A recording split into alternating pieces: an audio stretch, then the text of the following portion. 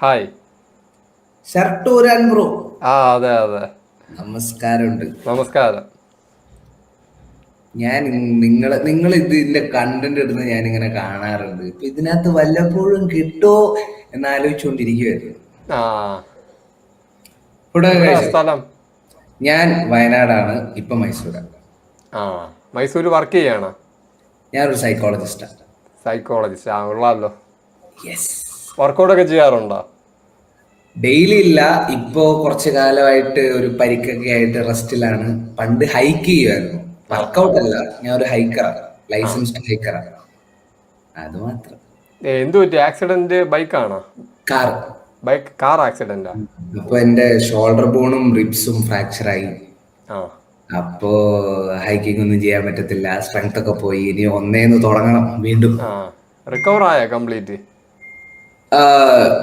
ഇപ്പൊ ഷോൾഡർ കറക്റ്റായി, റിബ് ഒരു 2-3 മാസം കൂടെ എടുക്കുന്ന പറഞ്ഞെ. ആ ആ അത് വന്നിട്ട് വേണം ഒന്നുകൂടെ പോയി തുടങ്ങാൻ. ആ ഓക്കെ. നല്ല അടിപൊളി കണ്ടന്റ്സ് ആണ്, എനിക്ക് ഇഷ്ടമാണ് നിങ്ങളുടെ താങ്ക് കണ്ടന്റ്സ്. യു. ഇതൊക്കെ എങ്ങനെ പോകുന്ന സൈക്കോളജി? സൈക്കോളജി ഞാൻ പഠിച്ചോണ്ടിരിക്കുക, ഫൈനൽ ഇയറാ. നല്ല വേറൊരാളുണ്ടല്ലോ, മറ്റേ ജോർജ് മാത്യു എന്ന് പറയും. ഇങ്ങനെ ആ ഒരു ആ ആ സജഷൻസ് വരാറുണ്ട്. മറ്റേ ഇവിടുത്തെ HOD എന്തോ ആയിരുന്നു, ഓക്കെ ഓക്കെ. സൈക്കോളജിയുടെ പാരാസൈക്കോളജിസ്റ്റ് എന്ന് പറയും. ആരാ സൈക്കോളജി ആയിരിക്കും പുള്ളി? പുള്ളിയൊക്കെ അറിയാമോ? ഇല്ല.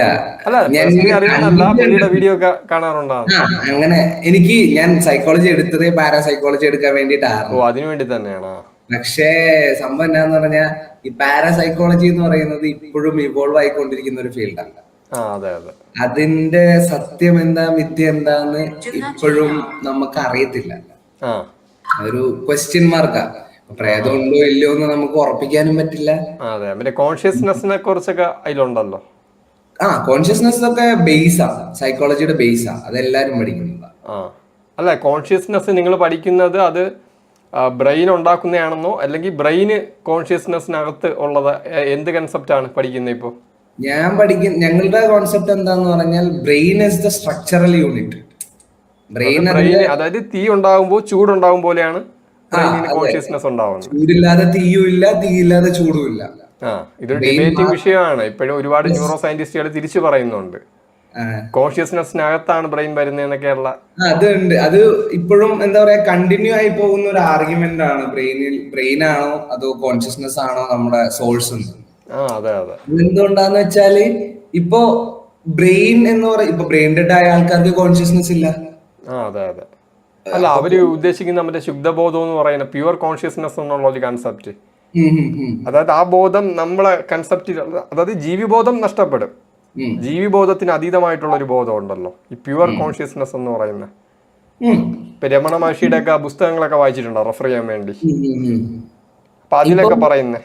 ഈ കോൺഷ്യസ്നെസ്സിനെ കുറിച്ച് നമ്മളിപ്പോ സംസാരിക്കുന്നത്, അത് പല ഡയമെൻഷൻസിൽ നമുക്ക് അതിനെ വ്യാഖ്യാനിക്കാം. ഉം.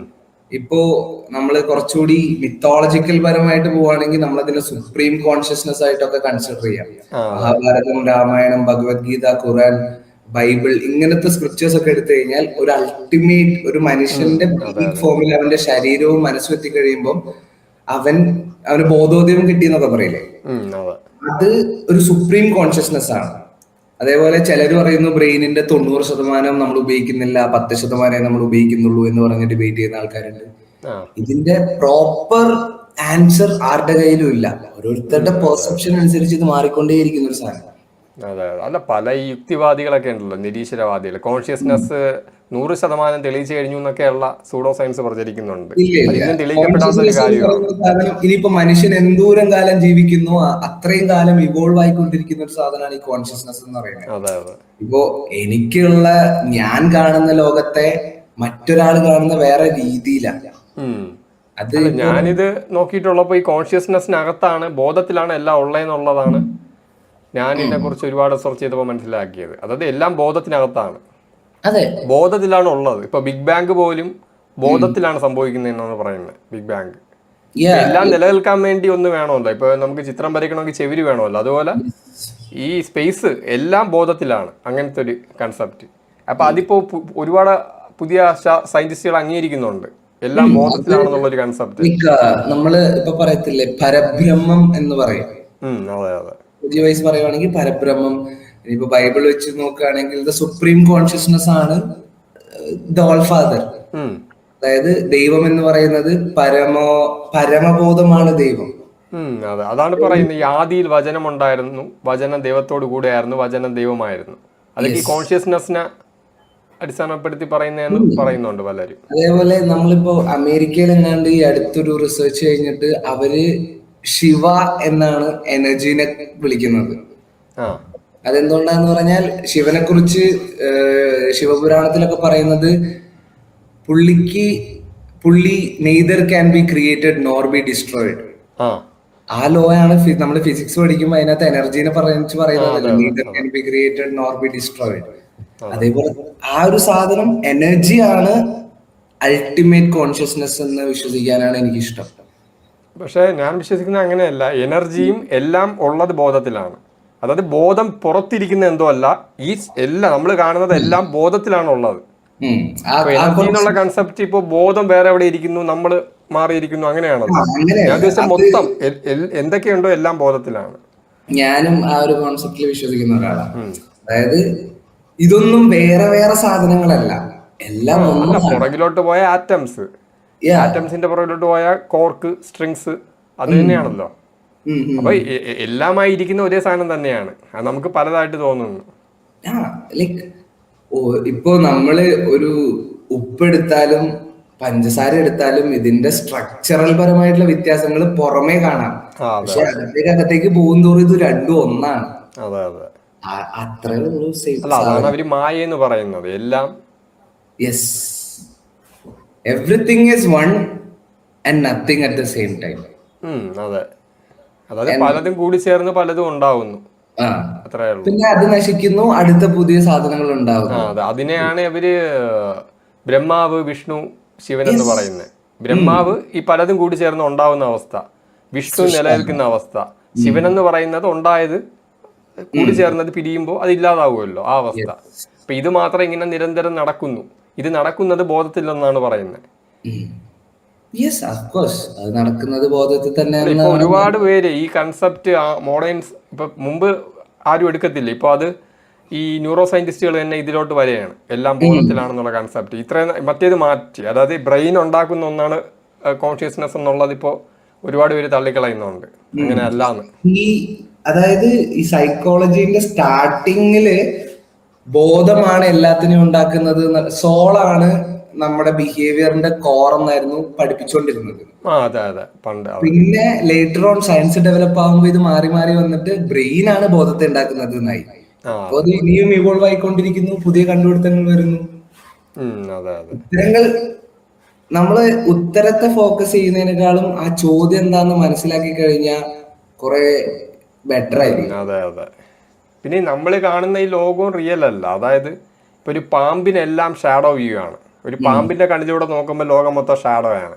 നമ്മളൊരു പാമ്പിന്റെ അടുത്ത് പറയണം അങ്ങനെയൊന്നും അല്ല, മരത്തിന്റെ ആകാശത്തിന്റെ കളർ നീലയാണ്, മരത്തിന്റെ പച്ചയാണെന്ന് പാമ്പ് പറഞ്ഞാൽ ഇതെന്താണ് പറഞ്ഞത്, ലോകം മൊത്തം ഷാഡോ അല്ലേ, അത് നടക്കത്തില്ല പാമ്പിന്റെ കണ്ണിലൂടെ. അപ്പൊ പാമ്പിന് ഷാഡോ നമുക്ക് ഈ വ്യൂ ആണ്. ഒരു പട്ടി കാണുന്ന അറിയാലോ, മൃഗങ്ങളുടെ കളർ ബ്ലൈൻഡ്നെസ് അങ്ങനത്തെ പലതും ഉണ്ട്. അപ്പോൾ നമ്മൾ വിചാരിക്കുന്നത് നമ്മൾ ഈ കാണുമ്പോഴാണ് ലോകം ഇരിക്കുന്നത്, പക്ഷെ പാമ്പിന് ഇത് ഷാഡോ ആണ്. ഓരോ ജീവിക്കും പലതാണ്. അപ്പോൾ യഥാർത്ഥത്തിൽ നമ്മൾ കാണുന്നതൊക്കെ നമ്മുടെ ബ്രെയിൻ സൃഷ്ടിക്കുന്ന ഇല്യൂഷനാണ്. പാമ്പിന് ഷാഡോ വ്യൂ, നമുക്ക് ഇപ്പോൾ നമ്മൾ കാണുന്ന വ്യൂ.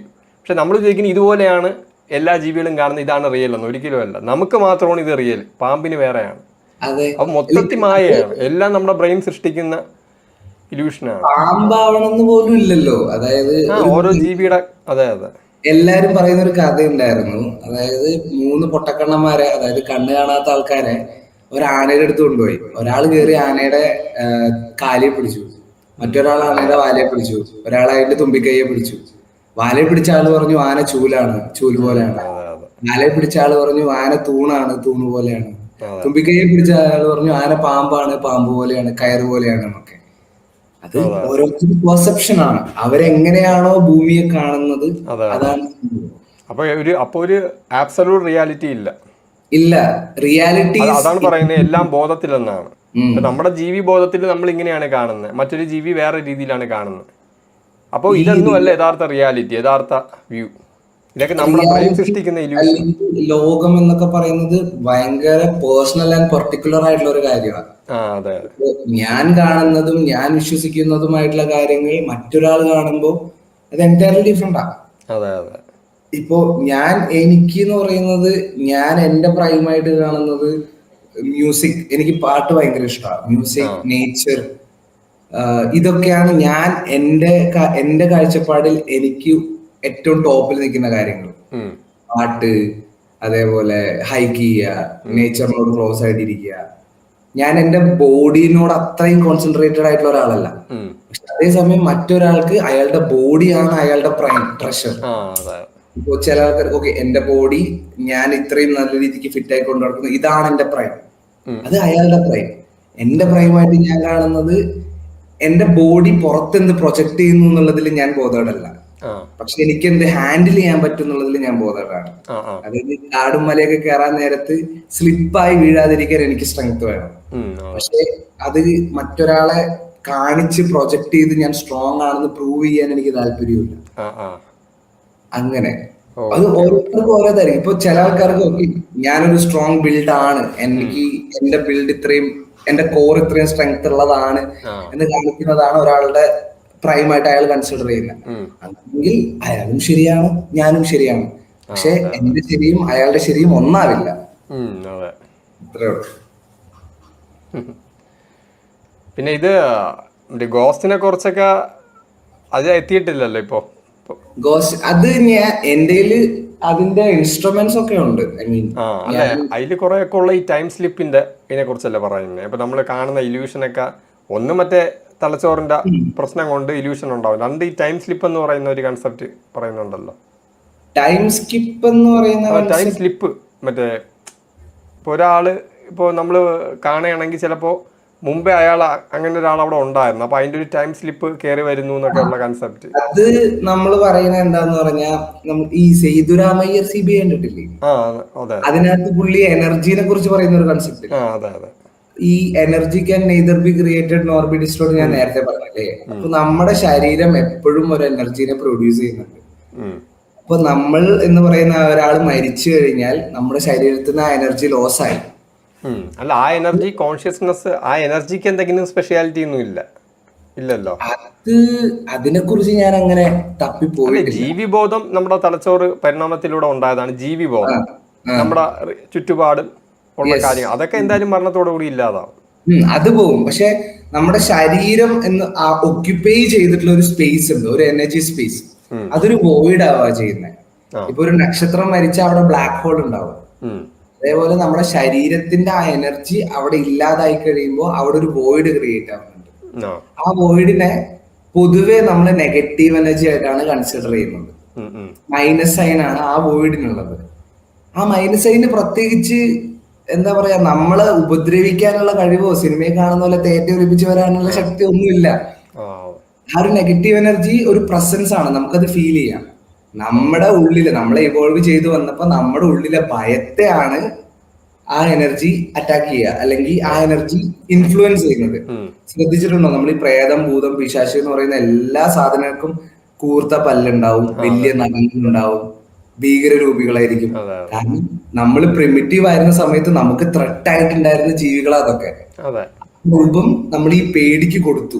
അതെ, ഈ ചുവപ്പ് കളർ പണ്ട് രക്തം കാണുന്ന പേടി കൊണ്ടാണ് ചുവപ്പ് നമുക്ക് പേടിയാവുന്നത്.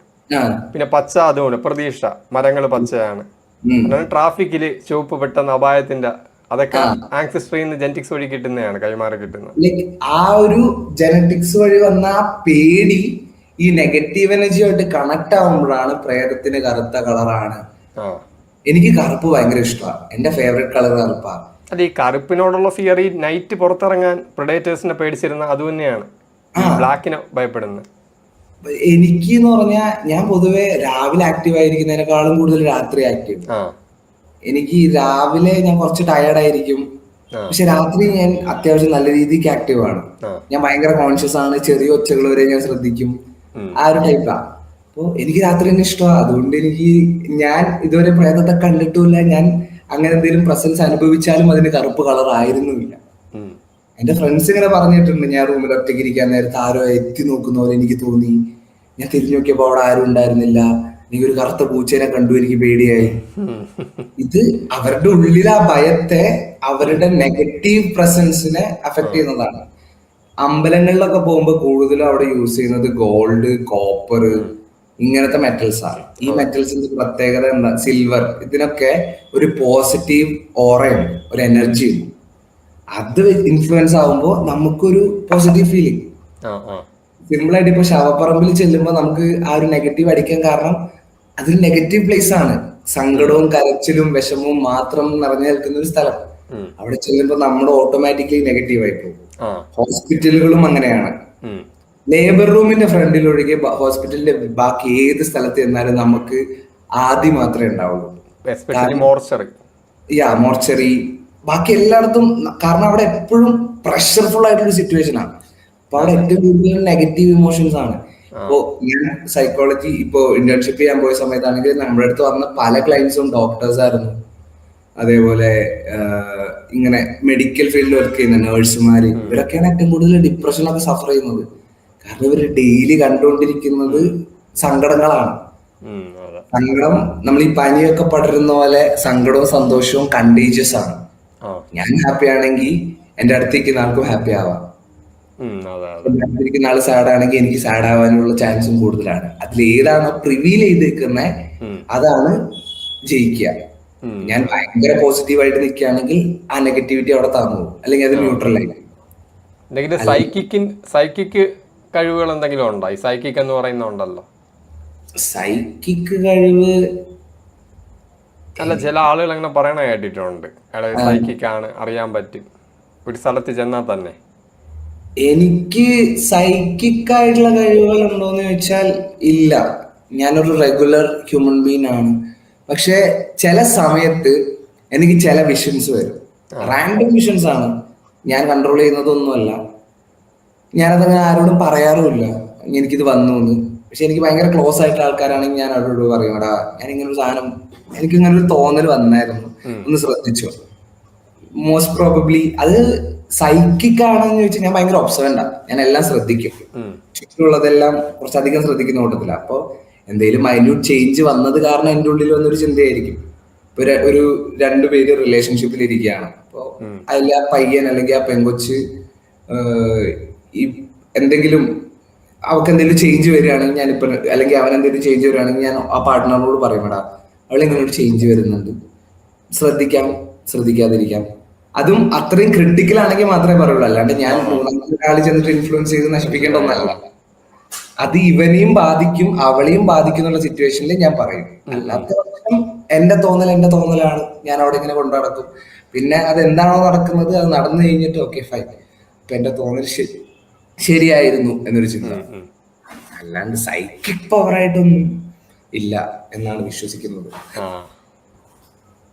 നമുക്കില്ലാത്ത സാധനം പറയാൻ പാടില്ലല്ലോ. കാണോ എന്ന് എനിക്കറിയാൻ പാടില്ല. ഒബ്സർവ് ചെയ്യുന്നതുകൊണ്ട് ചില സാധനങ്ങൾ കുറച്ച് മുമ്പേ മനസ്സിലാകും. തെറ്റാനും ശരിയാവാനും സാധ്യതയുണ്ട്, തെറ്റിയിട്ടുമുണ്ട്, ശരിയായിട്ടുമുണ്ട്. ഇപ്പൊ ഞാൻ ഒരാളെ കുറിച്ച് പറയാണ്, താങ്കൾ ഇങ്ങനെ ആയിരിക്കാം, ഇതാവാൻ സാധ്യത എന്ന് പറഞ്ഞാൽ നടക്കാനും നടക്കാതിരിക്കാനും സാധ്യതയുണ്ട്. അത് മാത്രമല്ല, നേരത്തെ എനർജിയുടെ കാര്യം പറഞ്ഞല്ലോ, ഈ ഫീൽ ചെയ്യുന്നത്. ഈ സൈക്കിക് ആയിട്ടുള്ള ചില ആളുകൾ ചില സ്ഥലത്ത് പോകുമ്പോൾ ആ സ്ഥലത്ത് മുമ്പ് എന്തെങ്കിലും നെഗറ്റീവോ പോസിറ്റീവോ ആയിട്ടുള്ള കാര്യം നടന്നത് അവർക്ക് ഫീൽ ചെയ്യാൻ പറ്റും. ഇപ്പൊ എക്സാമ്പിൾ, ഒരു സ്ഥലം, ഒരു റോഡ്, ആ റോഡിൽ ഒരു സൈക്കിക് ആയിട്ടുള്ള ആൾ പോകുമ്പോൾ ഇവിടെ മുമ്പ് ഒരു അപകടം നടന്നു, അല്ലെങ്കിൽ ഒരു വീടിൽ പോയി, ഇവിടെ ഒരു കൊലപാതകമോ എന്താ നടന്നെന്ന് ഇയാൾക്ക് ആരും പറയാതെ ഒരു എനർജി ഫീൽ കൊണ്ട് മനസ്സിലാക്കാൻ പറ്റുമെന്നാണ് സൈക്കിക് ആളുകൾ പറയുന്നത്. അവർക്കൊന്നും അറിയത്തില്ല അവിടുത്തെ ഹിസ്റ്ററി എന്ന് പറഞ്ഞത്, പക്ഷെ അവർക്ക് പോകുമ്പോൾ ഇവിടെ ഇങ്ങനെ നടന്നിട്ടുണ്ട് എന്ന് അവർക്ക്. ഇപ്പൊ നമ്മൾ ചില സമയത്ത് ഏതെങ്കിലും കാടിൽ കൂടെയോ അല്ലെങ്കിൽ ഒരു പരിചയമില്ലാത്ത റോഡിൽ കൂടെ നടക്കുവാണ്, ഒരു പെർട്ടിക്കുലർ സ്ഥലം എത്തുമ്പോ നമുക്ക് തന്നെ അയ്യോ കൊള്ളത്തില്ല എന്ന് തോന്നുന്നു. അതാണ് സംഭവം. പക്ഷെ ഈ സൈക്കിക് ആണെന്ന് വാദിക്കുന്ന ആൾക്കാർക്ക് ഇങ്ങനെയുള്ള എക്സ്പീരിയൻസ് വന്ന് അല്ലെങ്കിൽ ഇത് അവര് തന്നെ വിശ്വസിക്കുകയാണ്, അല്ലെങ്കിൽ ഞാനൊരു സൈക്കിക് ആണ് എന്ന് അവർ വിശ്വസിക്കുന്നത് കൊണ്ട് അവർക്കത് കുറച്ചുകൂടി പെട്ടെന്ന് കണക്ട് ചെയ്യാൻ പറ്റും. നമ്മളതിനെ കുറിച്ച് ബോധേഡല്ല, നമ്മൾ അതിനെ മൈൻഡ് ചെയ്യും. സിമിലാരിറ്റി വരും. ഇപ്പൊ മുമ്പ് ഒരു കൊലപാതകം നടന്ന വീടിന്റെ സാമ്യമുള്ള വീട് കാണുമ്പോൾ ഇവിടെയും അതുപോലെ നടന്നെന്നുള്ള ചുമ്മാ നമ്മൾ ബോധർ ചെയ്യാത്തൊരു കാര്യത്തെ അവര് കുറച്ചധികം ശ്രദ്ധിക്കുന്നു എന്ന് മാത്രം. അവര് ശ്രദ്ധിക്കുന്നോണ്ട് അവരുടെ ഉള്ളിൽ ആ പേടിയുണ്ട്, ആ പേടി ട്രിഗർ ആവും, ചെറിയ മൈന്യൂട്ട് ഫ്ലക്ച്വേഷൻസിൽ വരെ ട്രിഗർ ആവും. പേടിയില്ല. ഇപ്പൊ എനിക്ക് ഈ ശവപ്പറമ്പിൽ പോകാനൊന്നും വലിയ പേടിയില്ല. പക്ഷെ പേടിയില്ലായ്മ ഒരു പ്രശ്നമാണ്. അല്ല, ഈ മോർച്ചറിയിൽ വർക്ക് ചെയ്യുന്ന ഒരാൾക്കും സാധ്യത കുറവായിരിക്കും, മോർച്ചറിയിൽ വർക്ക് ചെയ്യുന്ന ആളുകൾക്ക്. പക്ഷെ നമ്മളിപ്പോ പറയത്തില്ലേ 3 മണി ആയാലും എനിക്ക് പേടിയില്ല, ഞാൻ ഒറ്റയ്ക്ക് പുറത്തു പോകും, അതൊരു പ്രശ്നമാണ്. പേടി എന്ന് പറയുന്നത് മനുഷ്യന്റെ പേടി ആവശ്യമാണ്. ഇപ്പൊ പേടി എന്ന് പറയുന്നത് നാണക്കേടായിട്ട് പല ആളുകളും കാണുന്നുണ്ട്. അയ്യോ എനിക്ക് പേടി, അത് ഷെയിമായിട്ട് കാണുന്നുണ്ട്. പേടി എന്ന് പറയുന്നത് ആക്ച്വലി മനുഷ്യൻ സർവൈവ് ചെയ്യാൻ വേണ്ടി യൂസ് ചെയ്യുന്ന ഒരു വലിയ ഇൻസ്ട്രുമെന്റ് ആണ്. ഈ നമ്മളിപ്പോ പൊതുവെ കഥകളിലൊക്കെ കാണുന്ന ധീരന്മാർ, ഭയമില്ലാത്തവനല്ല ധീരൻ, ഭയത്തെ അതിജീവിച്ചവനാണ് ധീരൻ. അതെ, ബ്രേവറി എന്ന് പറഞ്ഞാൽ പേടിക്കുന്ന സിറ്റുവേഷനിൽ പേടിയെ അതിജീവിച്ച് ഫൈറ്റ് ചെയ്യും. പേടിയില്ലാത്തത് പ്രോബ്ലം. ബ്രേവറിയും ഫൂളിഷ്നെസ്സും തമ്മിൽ ചെറിയൊരു വ്യത്യാസമേ ഉള്ളൂ. വിഡ്ഢിക്കും ധീരനും തമ്മിൽ ചെറിയ വ്യത്യാസമുള്ളൂ എന്ന് പറഞ്ഞു കേട്ടിട്ടില്ലേ? വിഡ്ഢി എന്ന് പറയുന്നത് എനിക്ക് ഭയമില്ല എന്ന് ഉറച്ചു വിശ്വസിക്കുന്ന ഒരുത്തനും, ധീരൻ എന്ന് പറയുന്നത് എന്റെ ഭയം എനിക്കറിയാം, അതിന്റെ മുമ്പിൽ ഞാൻ വീഴാതിരിക്കാൻ ശ്രമിക്കുന്നു എന്ന് വിശ്വസിക്കുന്നവൻ ധീരനാണ്. അല്ലെങ്കിൽ ഭയത്തെ അതിജീവിക്കുന്ന ആള്. പേടിയ ഇപ്പൊ നമുക്ക് ഒരുപാട് പേടിയുള്ള ഒരു സാധനം ഒരു പ്രാവശ്യം എക്സ്പീരിയൻസ് ചെയ്താൽ പിന്നെ ആ സാധനം പേടിക്കില്ല. എനിക്ക് ആദ്യം ഇരുട്ടല്ല, എനിക്ക് ഒറ്റപ്പെടൽ ഭയങ്കര പേടിയായിരുന്നു. ഒരു മിനിറ്റ്, ഒരു ജൂനിയർ കൊച്ച് വിളിച്ചതാ. ഇതിപ്പോ എത്ര വർഷമായി? ഞാൻ ഫൈനൽ ഇയർ, 4ാമത്തെ വർഷം തീരാറായി. ഇനി എക്സാം ഒക്കെ ആണ്. ഇത് കഴിഞ്ഞ സൈക്കോളജിസ്റ്റ് ആയി? ഇല്ല, ഇത് കഴിഞ്ഞാൽ ഇനി MSc എടുക്കണം. MSc എടുത്തു കഴിഞ്ഞാൽ നമുക്ക് സൈക്കോളജിസ്റ്റ് ആയിട്ട് വർക്ക് ചെയ്യാം. ഞാൻ പിള്ളേരെ പഠിപ്പിക്കാം എന്നുള്ള ഒരു ചിന്തയിലിരിക്കുവാണ്. പ്രൊഫസർ ആവാനാണ് ആഗ്രഹം. നടക്കട്ടെ എന്ന് വിശ്വസിക്കുന്നു. പിന്നെ നടക്കാത്ത എന്താ? പാഷൻ ഉണ്ടെങ്കിൽ, പാഷൻ അല്ലേ സൈക്കോളജി? സൈക്കോളജി എന്റെ പാഷൻ ആണോ എന്ന് ചോദിച്ചാൽ ഞാൻ എന്നെ മനസ്സിലാക്കാൻ വേണ്ടിയിട്ടായി ഫീൽഡ് എടുത്തത്. എനിക്ക് ഭയങ്കര ഡൗട്ടായിരുന്നു ഞാൻ എന്താണ്, ഞാൻ ആരാണെന്ന് എനിക്ക് വലിയ ധാരണ. ബുദ്ധനും ശങ്കരനൊക്കെ ചോദിച്ചോ അവര് ആരാണ് ഞാൻ, ആ സെയിം ക്വസ്റ്റ്യൻ ആണ് എന്റെയും. ആരാണ് ഞാൻ, എന്താണ് ഞാൻ എന്ന് വെച്ചാൽ ഓരോരുത്തരും പറയുന്ന ഓരോ സാധനമാണ്. അവൻ ഇതാണ്, അവൻ അതാണ്, അവൻ അങ്ങനെയാണ്, അവൻ ഇങ്ങനെയാണ് എന്ന് പറഞ്ഞ് പലർക്കും പല പെർസ്പെക്റ്റീവ് ഉണ്ട്. എന്നോട് ചോദിച്ചു കഴിഞ്ഞാൽ എനിക്കറിയില്ല ഞാൻ എന്താണ്.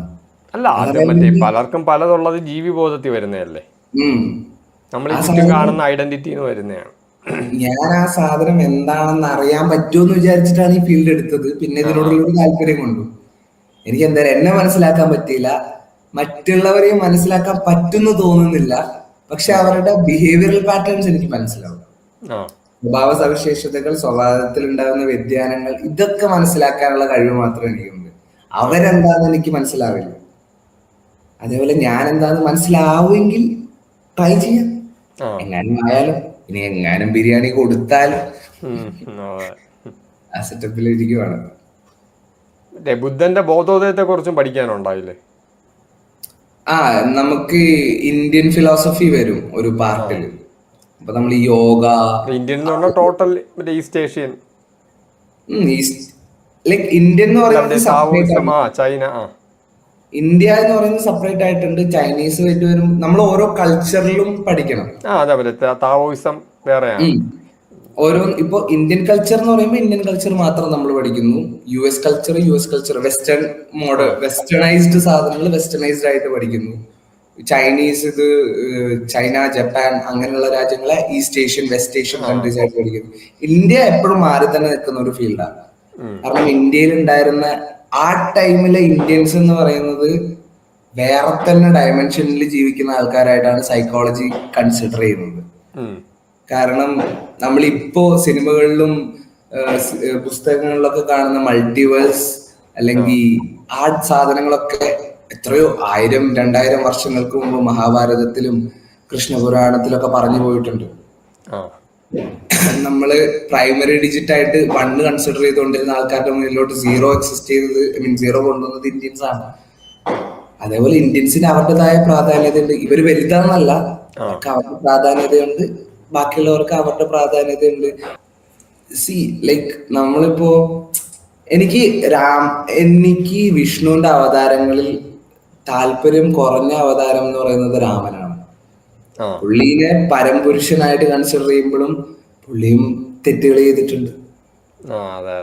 ഒരു 10 പേര് പറയുന്നത് കേട്ടിട്ട് സ്വന്തം ഭാര്യയെ തള്ളി പറഞ്ഞ ആളാണ് രാമൻ. അതേ സമയത്ത് രാവണൻ ക്രൂരൻ, നീചൻ, സീതയുടെ പെർമിഷൻ ഇല്ലാതെ സീതയുടെ അടുത്തേക്ക് പോലും പോയിട്ടില്ല. ഞാൻ ഈ കൺസെപ്റ്റ് ഉണ്ടല്ലോ വിഷ്ണു എന്ന് പറയുന്നത്, ഇതിപ്പോ ഈ മനുഷ്യരുടെ ഇടയിൽ മാത്രം കൊണ്ടുവരും. ഞാൻ പറയുന്ന വിഷ്ണു എന്ന് പറയുന്നത് ഈ പ്രപഞ്ചത്തിൽ ഉണ്ടാകുന്ന ഓരോ സൃഷ്ടിയും ഓരോ അവതാരങ്ങളാണ്. അതെ, അതായത് ഇപ്പോൾ ഒരു ഗ്രഹം ഉണ്ടായി, നക്ഷത്രം ഉണ്ടായി, എല്ലാം വിഷ്ണുവാണ്, ഓരോ അവതാരങ്ങളാണ്. ഇപ്പൊ ഇതിപ്പോ ഈ മനുഷ്യന്റെ മാത്രം അകത്ത് വരുന്നതല്ലേ, അതായത് വ്യക്തിവൽക്കരിച്ച് വിഷ്ണുവിനെ ഒരു വ്യക്തിയാക്കി, ബ്രഹ്മാവിനെ ഒരു വ്യക്തിയാക്കി, ഇതൊക്കെ അറിയാലോ. പുതിയ എന്തെങ്കിലും യൂണിവേഴ്സിൽ എന്തെങ്കിലും ജനിക്കുക, നിലനിൽക്കുക, ഇല്ലാതാവുക. അപ്പൊ അതിനെ ഈ വ്യക്തിവൽക്കരിച്ചു. അതൊക്കെ ആളുകൾക്ക് മനസ്സിലാവാൻ വേണ്ടി, പറഞ്ഞു കൊടുക്കാൻ വേണ്ടി ശിവൻ ഒരു വ്യക്തിയാക്കി. അങ്ങനെ ഇതിന്റെയൊക്കെ കോർ പർപ്പസ് എന്ന് പറയുന്നത് നമ്മുടെ മൊറാലിറ്റി ഷേപ്പ് ചെയ്യാന്നുള്ളതായിരുന്നു. അതായത് ഈ സദാചാര ധാർമ്മികത. പക്ഷെ ആൾക്കാർ ഇപ്പൊ എടുക്കുന്നത് വേറെ പെർസ്പെക്റ്റീവിലാണെന്ന് മാത്രം. രാമൻ ഒരു ക്ഷത്രിയനായിരുന്നു, അങ്ങേരെ വെജിറ്റേറിയൻ ആക്കി കളഞ്ഞു. കൃഷ്ണൻ വെജിറ്റേറിയൻ, പ്രോപ്പർലി ഒരു വെജിറ്റേറിയൻ ആയിരുന്നു. കാരണം കൃഷ്ണനും ക്ഷത്രിയാണല്ലോ. ക്ഷത്രിയനാണ്, പക്ഷെ പുള്ളി യാദവ കുലത്തിൽപ്പെട്ട ആളായതുകൊണ്ട് മാത്രം പുള്ളി ആടും പശുവിനെയും മേയിച്ച് നടക്കുന്ന, വെണ്ണയും പാലും കഴിക്കും. He was really strong. പക്ഷെ എന്നാലും പുള്ളി മീറ്റ് കഴിക്കില്ലായിരുന്നു. അതേസമയം രാമൻ കാട്ടില് മറ്റേ ഹിരണ്യ തപസുവിനെ അമ്പ് ചെയ്ത് വീഴ്ത്തിയത് മാത്താനല്ലല്ലോ, തിന്നാനല്ലേ. പിന്നെ കുതിര മാംസം കഴിക്കുന്നത് പറയുന്നുണ്ട്. ഇത് നമ്മളിപ്പോ പറഞ്ഞു കൊടുക്കുകയാണെങ്കിലും ആൾക്കാർ അതിനെ അവൻ പറയുന്നത് തെറ്റാണെന്ന് പറയാൻ ആൾക്കാരുണ്ടാവുള്ളൂ. അല്ല, ഈ ബ്രാഹ്മണിസം പിന്നീട് ഈ ജൈനമതം സ്വാംശീകരിച്ചല്ലോ. ജൈനമതത്തില അത് അവര് സ്വാംശീകരിച്ചെടുത്ത്, ജൈനമതം, ബുദ്ധമതം.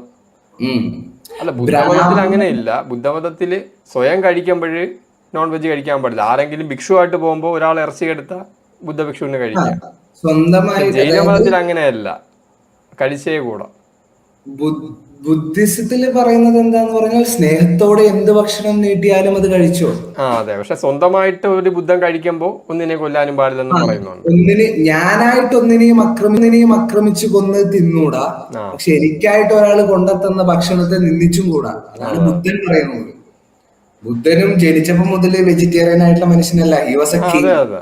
അല്ല, ബുദ്ധൻ ഒരു 6 വർഷം ജൈന മതമായിരുന്നു. എന്നിട്ട് അത് പരാജയം എന്ന് മനസ്സിലാക്കിയാണ് ബുദ്ധിസം ഈ മധ്യമാർഗം, ഈ മിഡിൽ വേ എന്ന് പറയുന്നത്. മധ്യമാർഗം എല്ലാ ആവശ്യത്തിന് വേണമെന്നുള്ള കൺസെപ്റ്റ്. വേറൊരു ഫൺ ഫാക്ട് എന്താന്ന് അറിയാമോ? നമ്മൾ ഇന്ത്യയില് ദേവ അസുര എന്ന് പറയില്ലേ, ഇതേ സാധനം ജപ്പാനിലും ചൈനയിലും കൊണ്ടുപോയിട്ട് ദേവാസുര എന്ന് പറഞ്ഞാൽ അതിന്റെ അർത്ഥം മാറി. നമ്മളിവിടെ ദേവന്മാരെ ഹീറോസ് ആയിട്ടും അസുരന്മാരെ വില്ലന്മാരായിട്ടും കാണുമ്പോ അവരവിടെ അസുര എന്ന് പറയുന്നത് ഹീറോസും, അതായത് ദൈവങ്ങളും, ദേവ എന്ന് പറയുന്നത് അസുരന്മാരുമായിട്ടാണ് അവര് കൺസിഡർ ചെയ്യുന്നത്.